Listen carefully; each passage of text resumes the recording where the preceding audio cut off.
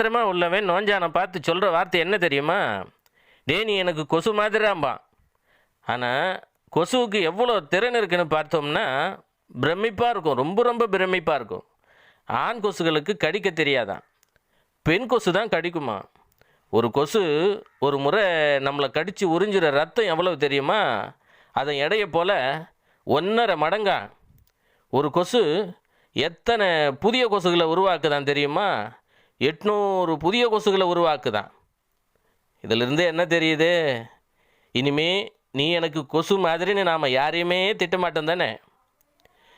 கொசு இல்லாத உலகத்தை நம்மால் பார்க்க முடியலனா கூட கொசு இல்லாத வீடாக நம்ம வீட்டை ஆக்க முடியும். எப்படின்னா, அகல் விளக்கில் திரி போட்டு வேப்ப எண்ணெய் அதில் ஊற்றி விளக்கேற்றி அந்த எண்ணெயில் பிரியாணிக்கு போடுற பிரிஞ்சி இலையை தூள் பண்ணி போடுங்க. போட்டு தான் பாருங்களேன், உங்கள் வீட்டுக்கு கொசு வர பயப்படும். அதே நேரத்தில் கொசு வலை கட்டி நாம் தூங்குறது தான் ஒரு வகையில் மெச்சூரிட்டியான சேஃப்டி.